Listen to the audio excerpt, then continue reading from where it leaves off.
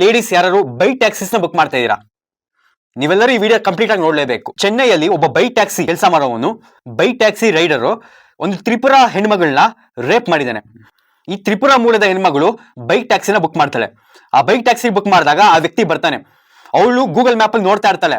ಅವಳು ಮ್ಯಾಪೇ ಬೇರೆ ತರ ಇರುತ್ತೆ. ಅವ್ನು ಯಾವ್ದೋ ನಿರ್ಜನ ಪ್ರದೇಶಕ್ಕೆ ಕರ್ಕೊಂಡು ಹೋಗ್ಬಿಡ್ತಾನೆ ಆ ಹೆಣ್ಮಗಳನ್ನ. ಅಲ್ಲಿ ಕರ್ಕೊಂಡು ಹೋಗಿ ರೇಪ್ ಮಾಡ್ತಾನೆ. ಇದು ನ್ಯೂಸ್ ಎಲ್ಲ ರಿಪೋರ್ಟ್ ಆಗಿದೆ. ಸ್ನೇಹಿತರೆ, ಇತ್ತೀಚಿನ ದಿನಗಳಲ್ಲಿ ಈ ತರ ಘಟನೆಗಳು ಹೆಚ್ಚಾಗ್ತಾನೆ ಇದೆ.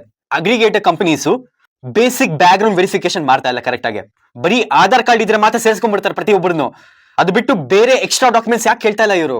ಒಂದು IT ಕಂಪನಿಲಿ ಅಥವಾ ಇನ್ನಿತರ ಕಂಪನಿಗಳಲ್ಲಿ ನಾವು ಜಾಯಿನ್ ಆಗ್ಬೇಕು ಅಂತಂದ್ರೆ ಪ್ರತಿಯೊಬ್ಬರ ಹತ್ರನು ಆಧಾರ್ ಕಾರ್ಡ್ ಆಗಿರ್ಬೋದು, ಪೊಲೀಸ್ ಕ್ಯಾರೆಕ್ಟರ್ ಸರ್ಟಿಫಿಕೇಟ್ ಆಗಿರ್ಬೋದು, ಇದೆಲ್ಲ ಕೇಳ್ತಾರೆ.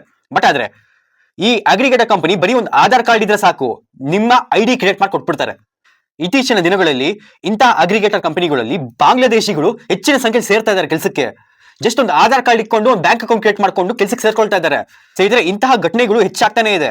ಸೊ ಅದೇ ಕಾರಣಕ್ಕೆ ಈ ಅಗ್ರಿಗೇಟರ್ ಕಂಪನಿಗಳು ಏನ್ ಮಾಡಬೇಕು ಅಂತಂದ್ರೆ, ಬರೀ ಆಧಾರ್ ಕಾರ್ಡ್ ಒಂದೇ ಅಲ್ಲ, ಬೇರೆ ಬೇರೆ ಪೊಲೀಸ್ ಸರ್ಟಿಫಿಕೇಟ್ ಆಗಿರ್ಬೋದು, ಕ್ಯಾರೆಕ್ಟರ್ ಸರ್ಟಿಫಿಕೇಟ್ ಆಗಿರ್ಬೋದು, ಬೇರೆ ಬೇರೆ ಡಾಕ್ಯುಮೆಂಟ್ಸ್ ಎಲ್ಲದನ್ನು ಕೇಳಿ ಬ್ಯಾಕ್ ಗ್ರೌಂಡ್ ವೆರಿಫಿಕೇಶನ್ ಮಾಡಿ, ಪರ್ಸನಾಲಿಟಿ ಟೆಸ್ಟ್ ಮಾಡಿ, ಆಮೇಲೆ ಅವ್ರನ್ನ ಆನ್ ಬೋರ್ಡ್ ಮಾಡಿ.